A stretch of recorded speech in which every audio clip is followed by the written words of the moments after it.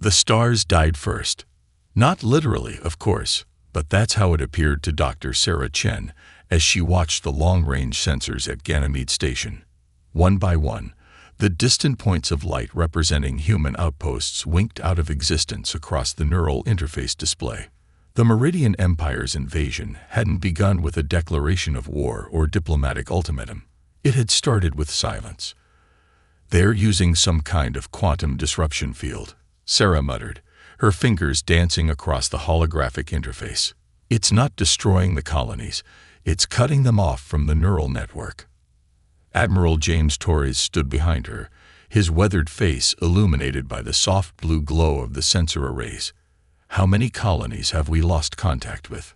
17 in the past hour. Whatever the Meridians are using, it's spreading through our quantum communication networks like a virus. Sarah's voice cracked slightly. "We're being systematically isolated, sir." The neural network had been humanity's pride. Instantaneous communication across vast distances, connecting every human settlement into a single, unified civilization. Now it was becoming their greatest vulnerability. The first physical attacks came 3 days later. The Meridian ships emerged from fold space with a grace that defied their massive size. Their vessels resembled geometric crystal formations, refracting starlight in impossible ways. Humanity's defense fleets, already struggling with compromised communications, never stood a chance. New Mars fell in 6 hours. Europa Station in 4. The Centauri colonies held out for 3 days before going dark. "They're not even bothering to destroy our ships," Captain Lisa Rice reported from the front lines. Her transmission was choppy, relayed through conventional light-speed communications. "They're using some kind of stasis field. Our vessels just freeze. Crews trapped inside, conscious but unable to move. It's psychological warfare. Admiral, they want us to know we're helpless." But the Meridians had made a crucial mistake.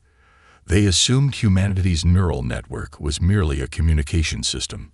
They didn't understand that for nearly 50 years, humanity had been using it for something far more profound.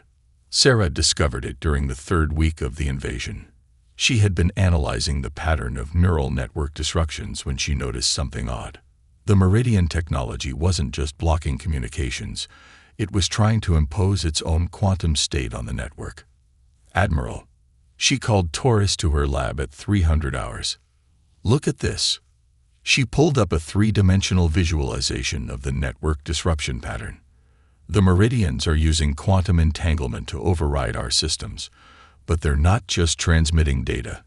They're projecting their own consciousness framework onto our network. Torres frowned. "In English, Doctor." "They're psychic, sir.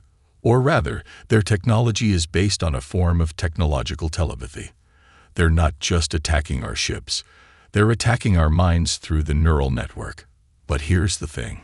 She highlighted a particular pattern in the data. Their consciousness framework is rigid, hierarchical. They think in straight lines, in absolutes. Our neural network, based on human consciousness, is messier, more chaotic, more adaptive. Understanding dawned in Torres's eyes. "You're saying we can use this against them?" Sarah nodded slowly.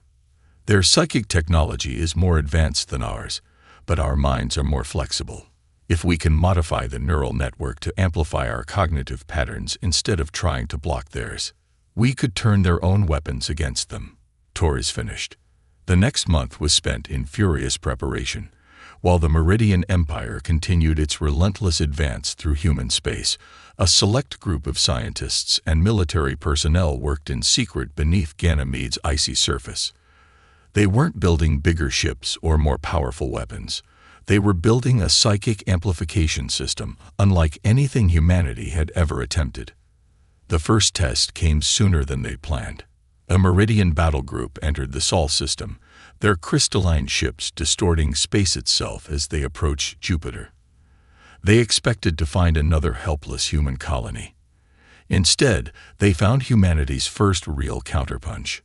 Sarah stood at her station, neural interfaces connected directly to the modified network.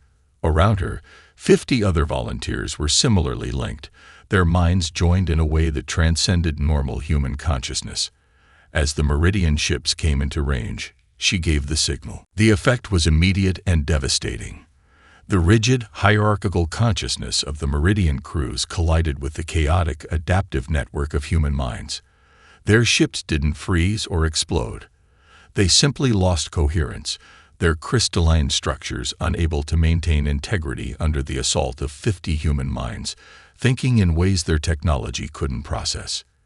"It's working," Sarah whispered, watching through both physical eyes and neural interfaces as the mighty Meridian vessels began to crack and fragment. But this is just the beginning.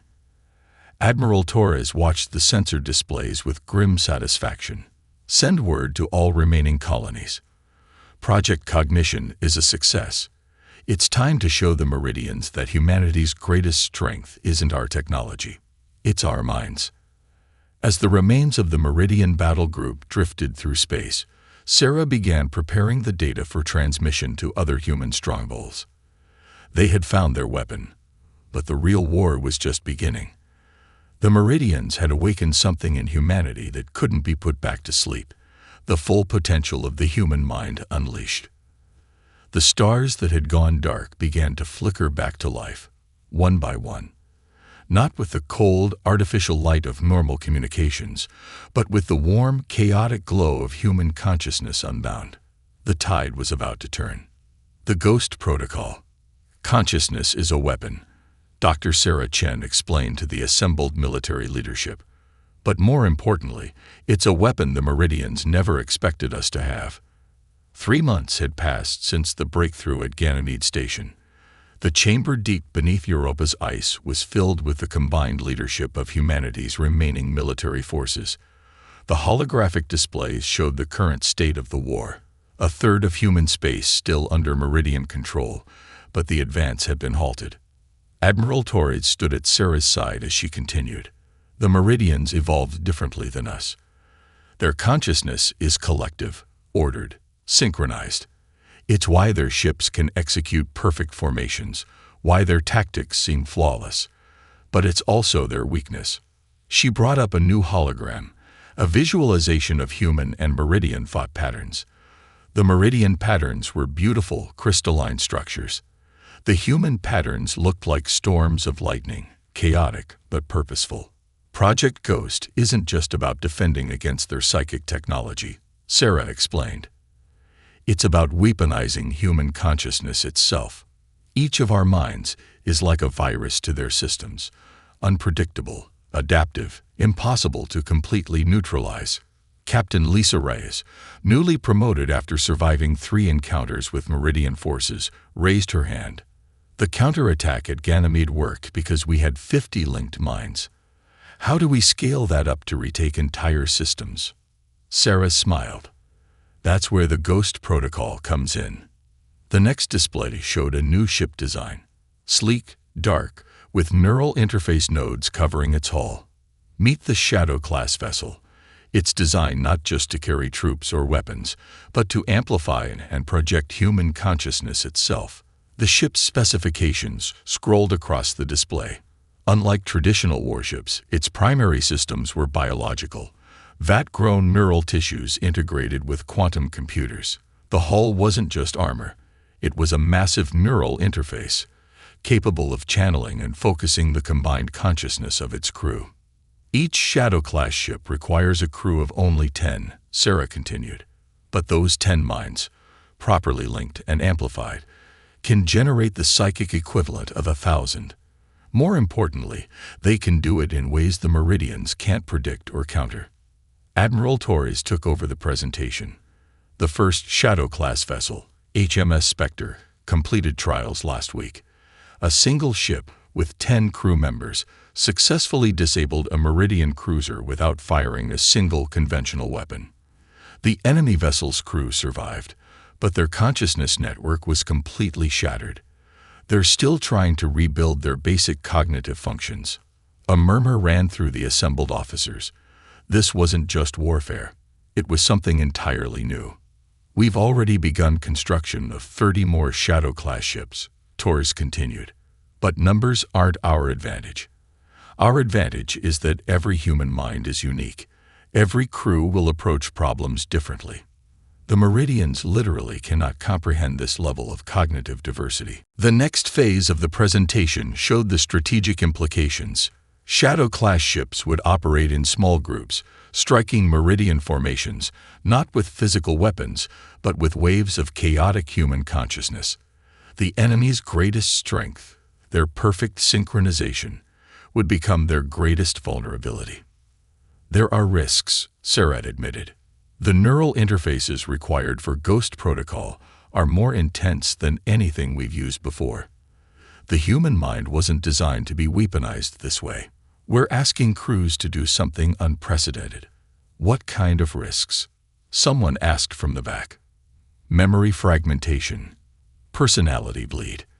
When minds link at this level, the boundaries between self. But the real test was yet to come. As Shadow Fleet Alpha penetrated deeper into the system, they encountered heavier resistance.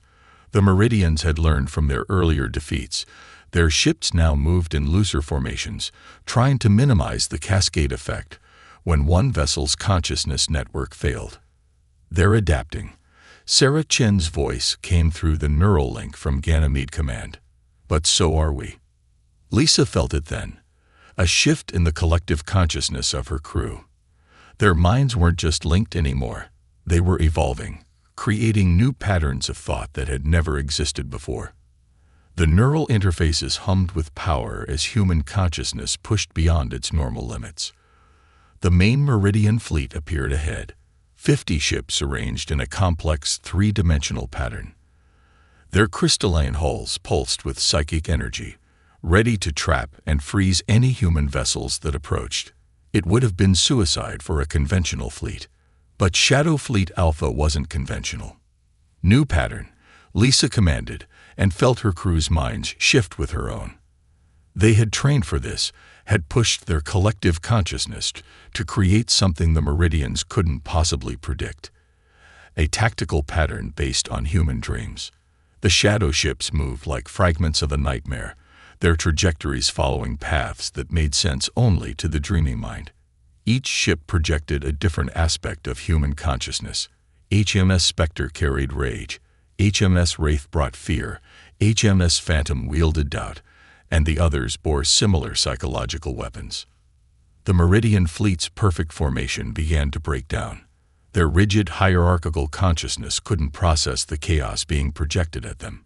Ships began to move erratically as their crews experienced emotions they had never evolved to handle. Push the advantage, Lisa ordered, even as she felt the strain of maintaining such intense neural connections. Blood trickled from her nose, but in the merged consciousness of the crew, physical discomfort was meaningless compared to their shared purpose. The battle reached its climax as Shadow Fleet Alpha penetrated to the heart of the Meridian formation. There they executed their master stroke, not an attack, but a revelation. They projected not just emotion or chaos, but understanding. They showed the Meridians what human consciousness truly was, not just the ordered thoughts they could detect, but the depths of human experience, the complexity of individual minds working in harmony while maintaining their uniqueness. The effect was devastating. Meridian ships began shutting down as their crews' consciousness networks overloaded, unable to process the fundamental wrongness of what they were experiencing. It wasn't just defeat, it was enlightenment at gunpoint. As the last Meridian ship went dark, Lisa felt something shift in the collective consciousness of her crew. They had changed during the battle, evolved into something not quite human but not quite alien either. The Ghost Protocol had transformed them, just as they had transformed the nature of warfare itself. Proxima Centauri is secured, she reported to command, her thoughts carrying not just the information but the weight of what they had accomplished. But we're not the same anymore. None of us are. Sarah Chen's response carried understanding and concern. No one ever is, after changing the rules of reality. The question is, what do we become next? The Shadow Fleet regrouped, their neural networks humming with new possibilities. They had proved that human consciousness could be more than just a weapon. It could be a key to understanding the very nature of thought and existence itself. The war was far from over, but its nature had fundamentally changed. In the void between thoughts, humanity had found its greatest strength, the ability to change, to adapt, to become something new while remaining fundamentally human. The Meridians had wanted to impose their order on human consciousness. Instead, they had unleashed its true potential. Breaking the chain. Admiral Torres studied the strategic display in the war room beneath Europa's ice. The map of known space had changed dramatically in the 3 months since the Battle of Proxima Centauri. Where Meridian-controlled systems had once shown as solid crystal formations, now there were fragments, fractures, and entire sections gone dark. Their empire is breaking apart, Dr. Sarah Chen observed, her neural interface gently pulsing as she processed the tactical data. But not the way we expected. The Meridians' greatest strength had become their critical weakness. Their consciousness network, spanning thousands of systems, had allowed them to coordinate their forces with impossible precision. But now that same network was spreading fear, doubt, and chaos faster than their hierarchical minds could contain it. "Show me the Shadow Fleet deployments," Torres commanded. The display shifted, revealing the positions of humanity's consciousness warfare ships. They weren't attacking military targets anymore. They were striking at something far more fundamental, the Meridian's understanding of reality itself. Captain Lisa Raya's voice came through the neural link, her thoughts carrying the weight of recent experiences. Each system we hit causes a cascade effect through their network. They can't stop themselves from sharing the experience of defeat, of having their consciousness shattered and rebuilt. Every victory creates more cracks in their empire's psychic foundation. The evidence was clear in the strategic display. Systems that had never seen a Shadow Fleet ship were falling into disarray as the psychic shock waves spread through the Meridian consciousness network. Their perfectly ordered society was unraveling from within. "We've identified their primary consciousness nodes," Sarah reported, bringing up a new overlay. "These are the systems where they coordinate their network, the equivalent of their strategic command centers. But they're not just military targets. They're the anchors that hold their entire civilization together." Torres nodded grimly. "And if we take them out, their entire empire could collapse."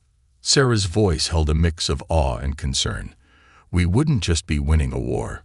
We'd be shattering a civilization." The ethical implications were staggering, but so were the alternatives. The Meridians had shown no sign of accepting defeat, no capacity to comprehend warfare on anything but absolute terms. Their rigid consciousness couldn't grasp the concept of surrender or negotiation. "Launch Operation Mindfall," Torres ordered after a long moment of consideration. "All Shadow Fleets, coordinated strikes on consciousness nodes." The operation unfolded over the next week.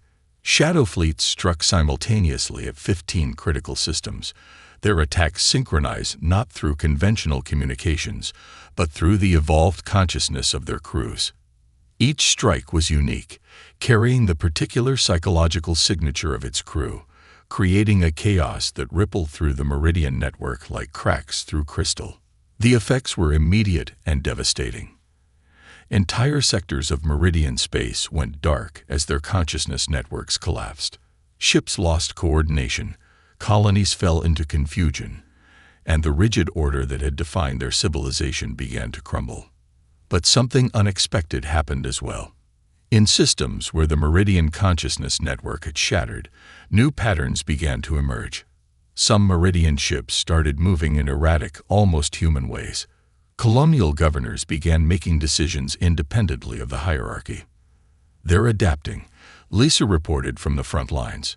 "Not their technology or their tactics. Their consciousness itself is changing. We didn't just break their network, we forced them to evolve." Sarah's analysis confirmed it. The Meridians who survived contact with human consciousness weren't remaining in their shattered state. They were developing new ways of thinking, individual patterns that would have been impossible in their old network. This wasn't just a military victory, she realized. We've triggered a consciousness revolution in their entire species. The strategic implications were enormous. The Meridian Empire wasn't just being defeated, it was being transformed. Systems that broke free from the network weren't descending into chaos.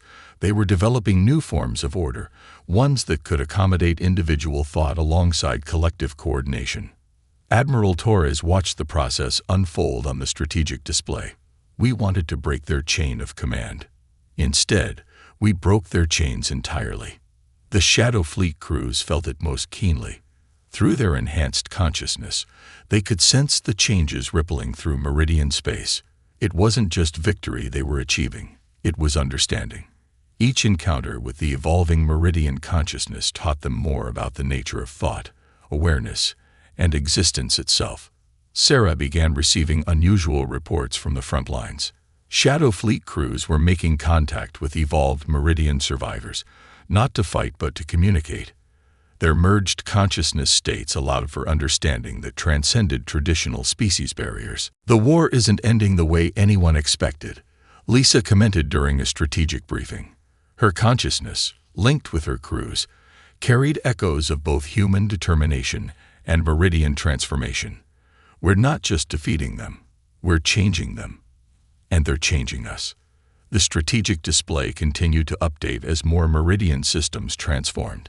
The solid crystal formations that had represented their empire were being replaced by something new. Patterns that combined both the structure of Meridian thought and the adaptability of human consciousness. Prepare for Phase 5, Torres ordered. But be ready for anything. We're not just fighting a war anymore. We're midwifing the birth of a new form of consciousness itself. The chains of the Meridian Empire were breaking, but what would emerge from the fragments remained to be seen. Humanity had set out to win a war and had instead sparked an evolution of consciousness that would reshape the understanding of both species. As the Shadow Fleets moved into position for their final operations, the question wasn't whether humanity would win. It was what victory would mean in a galaxy where the very nature of consciousness itself had been forever changed. The Last Dawn. The Meridian home system was beautiful in its geometrical perfection. 3 suns arranged in precise triangular formation, their light refracted through massive crystalline structures that served as both habitats and consciousness amplifiers. It was the heart of what remained of their empire, the last bastion of their original rigid consciousness. The combined Shadow Fleets emerged from the void between thoughts, their crews merged consciousness carrying the weight of everything they had learned and become. Leading them was HMS Spectre, its hull now bearing patterns that reflected both human chaos and Meridian order. This isn't just an invasion, Captain Lisa Reyes communicated through the evolved neural network. Her consciousness, like that of all Shadow Fleet crews, had become something that defied traditional definition. This is an offering. Dr. Sarah Chen, present not in body but through a quantum consciousness link from Europa, felt the truth of those words. The war had evolved far beyond its original parameters. They weren't here to destroy the Meridian civilization, but to complete its transformation, and humanity's own. The Meridian Defense Fleet awaited them, their ships arranged in perfect crystalline formations. But there was something different about them now. Uncertainty rippling through their consciousness network, questions that their rigid hierarchy had never allowed before. They can feel what's happened to their outer systems, Sarah observed. They know their old way of existing is ending. Admiral Torres, his consciousness merged with the command network, gave the order that would begin the final phase. Launch Operation Daybreak. The Shadow Fleets moved in patterns that were neither human chaos nor Meridian order, but something new. A dance of consciousness that reflected the evolution both species had undergone. Each ship projected not weapons of thought, but offerings of understanding. The Meridian defenders responded with their traditional attacks, precision volleys of psychic energy designed to freeze and shatter enemy consciousness. But the Shadow Fleet crews were ready. Their evolved consciousness absorbed the attacks, transformed them, and sent them back not as weapons, but as revelations. Through their neural interfaces, they showed the Meridian defenders everything. The fear and triumph of human individuality, the strength found in chaos, the beauty of imperfection. but they also reflected back the Meridians' own achievements, their harmony, their unity, their ability to think as one. "We're not here to break you," Lisa projected, her thoughts carried through both human and Meridian consciousness networks. "We're here to complete you, as you have completed us." The battle that followed wasn't fought with weapons of destruction, but with exchanges of understanding. Each clash between ships became a merger of consciousness styles, each tactical maneuver a demonstration of how chaos and order could coexist. In the heart of the system, the massive crystalline structures began to pulse with new patterns. The rigid hierarchy that had governed Meridian consciousness for millennia started to shift, incorporating elements of human adaptability while maintaining its fundamental harmony. Sarah, monitoring through her quantum link, detected the change first. The transformation is reaching critical mass. Their entire consciousness network is restructuring itself. The process was beautiful and terrifying to witness. The perfect geometric patterns of Meridian consciousness began to fractal, creating infinite variations while maintaining their essential unity. It was evolution made visible, transformation on a scale that encompassed entire civilizations. Through the neural network, Lisa felt the moment when the last resistance broke, not in surrender, but in transcendence. The Meridian Defenders' consciousness shifted, expanded, became something new. Their ships moved out of their rigid formations, arranging themselves in patterns that reflected both order and chaos. "It's done," she reported, though reported was an inadequate word for the complex exchange of thought and understanding that passed through the network. "They've made the leap."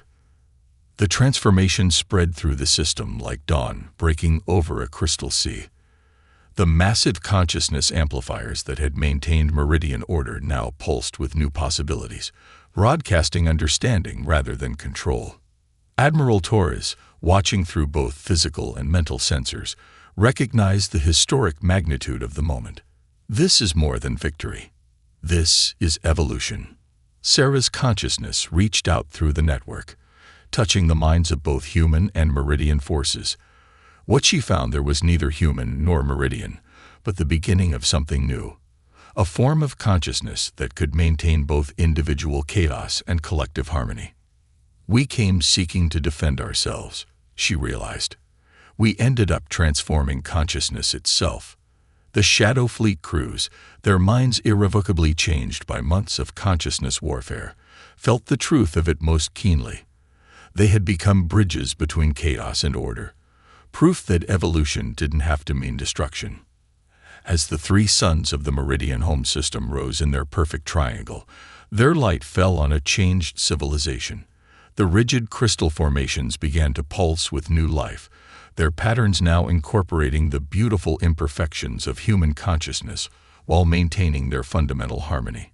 Lisa stood on her bridge, her crew's consciousness merged with hers, and felt the dawn of something unprecedented. "We've given them chaos," she said, "and they've given us harmony. Neither species will ever be the same." The war that had begun with silence ended with understanding. Humanity had proven its strength not through destruction, but through adaptation. The Meridians had discovered that perfect order could include chaos without shattering. As the Shadow Fleets began their journey home, they carried with them not just victory, but transformation. They had set out to save humanity, and had ended up evolving consciousness itself. The stars sparkled with new possibilities, their light falling on a galaxy where the boundaries between order and chaos, between individual and collective, had been forever transformed. It wasn't the end humanity had sought when the war began, but it was the beginning they needed. The dawn of a new way of being that encompassed the strengths of both species. In the space between thoughts, in the void between stars, a new form of consciousness had been born. And with it, the promise of a future that neither humanity nor the Meridians could have imagined alone.